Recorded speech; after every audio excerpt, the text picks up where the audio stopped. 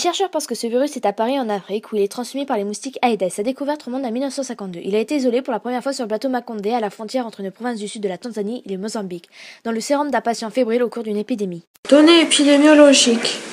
Nous remarquons que dans les Antilles françaises, ce sont la Guadeloupe avec au total 81 350 cas, la Martinique avec 72 520 cas et la Guyane française avec 14 880 cas qui sont les départements les plus touchés. Ce sont effectivement de grands nombres pour ce qui concerne les années 2014 et 2015. Les zones les plus touchées se trouvent généralement au sud de l'hémisphère. Cela s'explique par les différences de température de climat. Les conséquences sanitaires. Les symptômes sont les atteintes articulaires concernant les poignets, les doigts, les chevilles.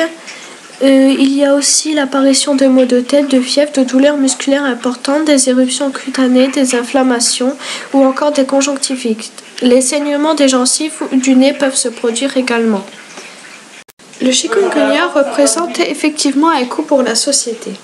Le coût des consultations liées à l'épidémie a été estimé à 12,4 millions, soit 470 000 consultations. Le coût des médicaments à 5 millions et le coût des tests à 570 000, soit 29 664 tests. Le coût total des hospitalisations liées à l'épidémie a été estimé à 8,5 millions, selon une étude faite en janvier 2013. La réponse des pouvoirs publics. La recherche d'un vaccin avance progressivement et sera bientôt mise au point selon les chercheurs. En attendant, la destruction des moustiques vecteurs est indispensable pour interrompre le cycle de transmission de la maladie. La suppression des eaux stagnantes autour de l'habitation est primordiale. Durant l'été, les médias informent la présence de ces moustiques dans certaines zones. Il faut donc respecter les consignes transmises et éviter alors de sortir.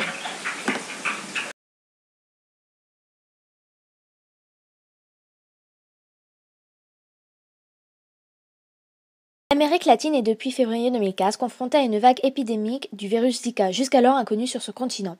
Il a émergé au Brésil, affectant un nombre de personnes estimé entre 440 000 et 1,3 million. Il a entamé désormais une progression continentale en Amérique du Sud et centrale et dans l'arc caribéen. Les territoires français d'Amérique ne sont donc pas épargnés. Les premiers cas ont été enregistrés en Guyane française, Guadeloupe, Saint-Martin et en Martinique. La circulation virale est en nette augmentation sur le territoire de la Martinique où la situation épidémiologique du Zika correspond désormais au niveau 3A du PSAGE. Actuellement, seules 4 communes n'ont pas rapporté de cas cliniquement évocateurs ou confirmés de Zika. La majorité des personnes affectées par le virus, on estime 70 à 80% des cas, ne développent aucun symptôme. Lorsqu'un individu est infecté, des syndromes n'apparaissent que dans 18% des cas. Les syndromes sont fièvre non constante et rarement élevée, maux de tête, conjonctifs, douleurs aux articulations, éruptions cutanées, débutant sur le visage puis s'étendant sur le reste du corps. Troubles digestifs divers sans gravité. Ces syndromes disparaissent au bout de 5 jours maximum. Dans les cas les plus graves, il est fortement soupçonné de causer des troubles neurologiques, le syndrome de Guillain-Barré et des malformations congénitales, les microcéphalies. La production d'un vaccin contre le virus Zika pourrait prendre des années. Les moyens de diagnostic biologique restent classiques. Il n'existe pas de traitement spécifique pour lutter contre ce virus. En l'absence de traitement, les recommandations sont délimiter les gîtes potentiels de moustiques, vider, nettoyer ou couvrir tous les contenants susceptibles de retenir l'eau, comme les seaux, les pots de fleurs, soucoupes ou pneus, afin d'éliminer les endroits où les moustiques peuvent se reproduire.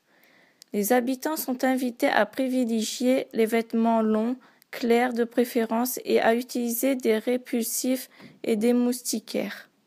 Nous pouvons en conclure que lorsqu'une situation risquée plus ou moins probable se produit, la société et donc le gouvernement doivent prendre toutes les préventions nécessaires et parfois agir en urgence dans les situations de crise. Nos études de cas sur le chikungunya et Zika illustrent bien un risque réel. Nous pouvons dire que ces deux virus sont comparables et presque identiques, ils sont transmis tous deux par des moustiques.